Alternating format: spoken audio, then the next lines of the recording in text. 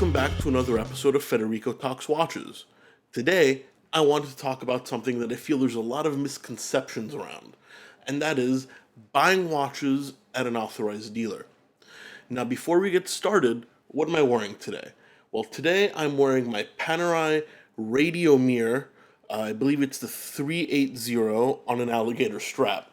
Now, it is the middle of summer, but I'm in an air-conditioned environment and I'm not sweating, so I decided to pull this bad boy out on the gator because I really, really missed it.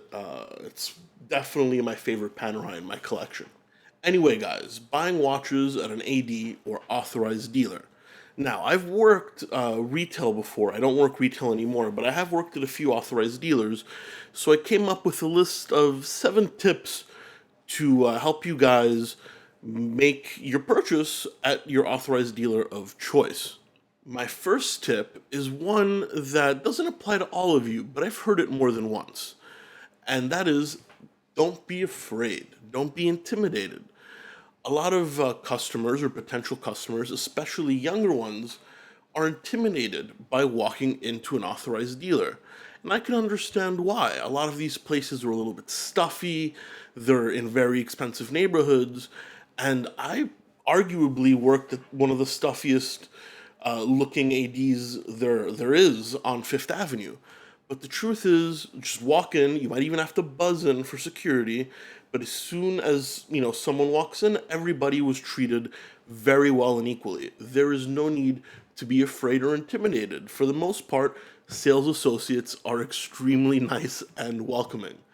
So even if you're in a tracksuit, even if you're a 16-year-old kid, even if you think you don't belong, don't worry about it. Just walk in, ask questions, have some fun. The next tip I have is do your research regarding the AD.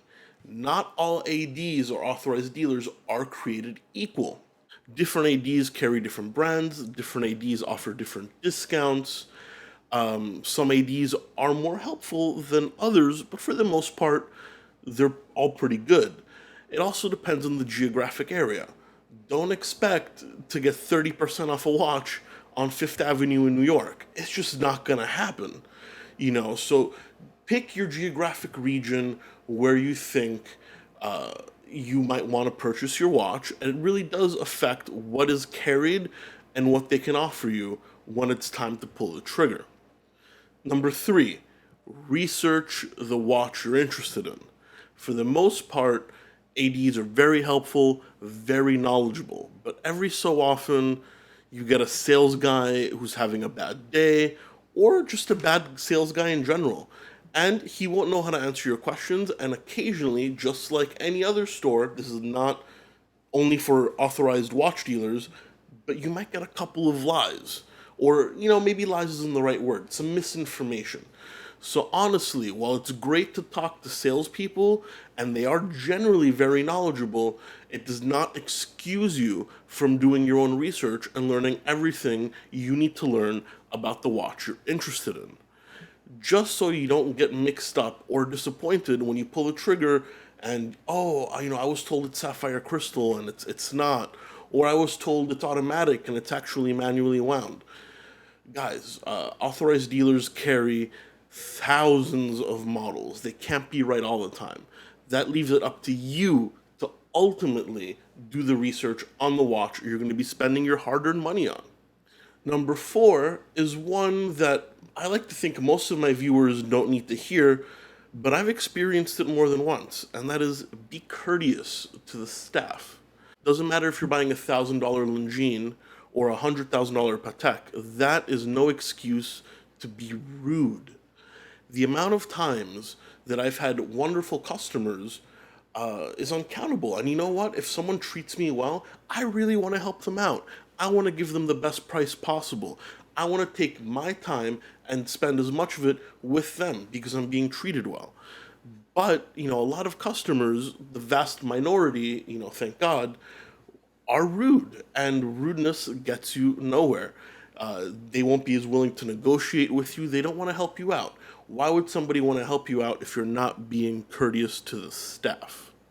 I know it sounds a little bit redundant, but once again, Keep that in mind. The nicer you are, the better you will be treated. My fifth tip is one that I'm very surprised a lot of people don't know, and that is catalogs are free. Watch catalogs are absolutely free, and they're very, very high quality. So feel free to walk into an AD, even if you're not buying anything, and ask them for a few catalogs. I mean, don't ask them for 20 catalogs. That kind of makes you look like you're taking advantage. But feel free to walk in, ask for a JLC catalog, a Rolex catalog, and an AP catalog. These are very high quality coffee table style books, and they're given out absolutely free.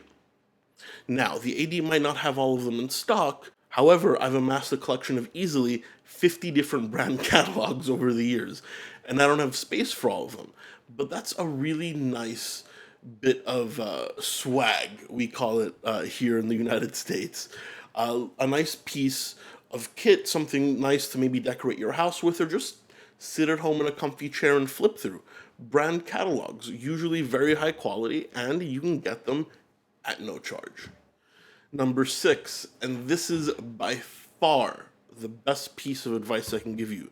So, guys, please listen up.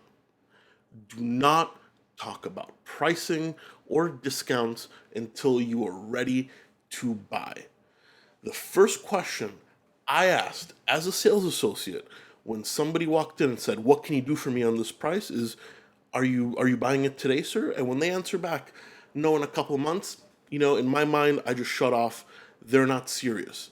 Why would I tell you my best price if you're just going to shop me around to my competitors? No self-respecting AD will ever pre-negotiate until you're ready to buy. Maybe not that day, but certainly in the very near future. It's just shooting themselves in the foot. And you know what? You, as the customer, are losing leverage because you might walk in a week later and ask the same question. I might remember you, or the sales associate might remember you and say, "Well, that guy wasn't serious. He's just here kicking tires." So remember, don't talk money, don't talk price until you're actually ready to pull the trigger. It's the courteous thing to do. Two, you get to keep your negotiating power and your leverage. And three, honestly, you're ruining it for everybody else. If a sales associate has gotten four guys asking for discounts and they're not even ready to buy, and the fifth guy is serious and ready to purchase right then and there, it affects his mood. And yes, that's not your problem, but just keep in mind, you're ruining it for everybody else. That's why the negotiations have become so tight and so hard to get, because people just walk in and like, "Oh, give me $2,000 off." "Okay, no problem, I will." "Oh, I'll come back in a couple of months." Excuse me?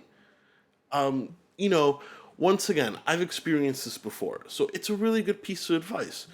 Just don't negotiate until you're ready. You'll get much better results if you negotiate and you're ready to buy very soon or put a deposit on it. You're just wasting everybody's time, otherwise. And number seven, and lastly, is when you're ready to buy and you are negotiating, stand your ground as long as you're reasonable. If you want X% off, make it known. That is what I want. If the AD can't offer it to you and you're asking for something reasonable, walk away. There's a very good chance, A, when you're getting ready to leave, they'll stop you and actually offer what you want. Or if they can't offer you what you want, they can offer you a lot of other things. Free straps for the watch, which are worth $300-400 each. Free brand gifts. Every brand has some kind of swag gifts to give away to customers. For example, I worked at Piaget. Piaget had loupes and purses for women. Cartier had Limoges ashtrays made out of this beautiful porcelain. Glacute Original was giving away MP3 players. So maybe if you can't get the exact number you want, you might find a reasonable mid-range solution with some free brand gifts. But remember, guys, as long as you're being reasonable, not every AD is going to be able to offer you what you want. Just ask politely. Tell them, "This is what I'm willing to pay. I can't go a penny over that. Unfortunately, my budget does not allow it." And see what happens. You might not necessarily get it, but at least you know the answer. And then you move on to another AD and see what they say. Anyway, fellas, I hope you found the information useful. Some of you experts out there might consider it a tad redundant, but a lot of new collectors I feel are watching my channel, and I think these tips could really be useful. Let me know your experiences with authorized dealers in the comment section below. I'd love to know where you guys stand and what you think.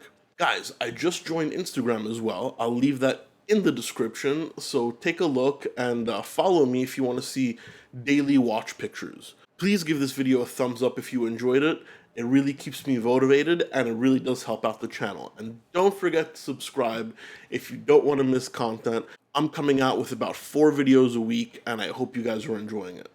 Guys, thank you so much for sticking around for Federico Talks Watches, and I'll catch you guys in the next one. Take care.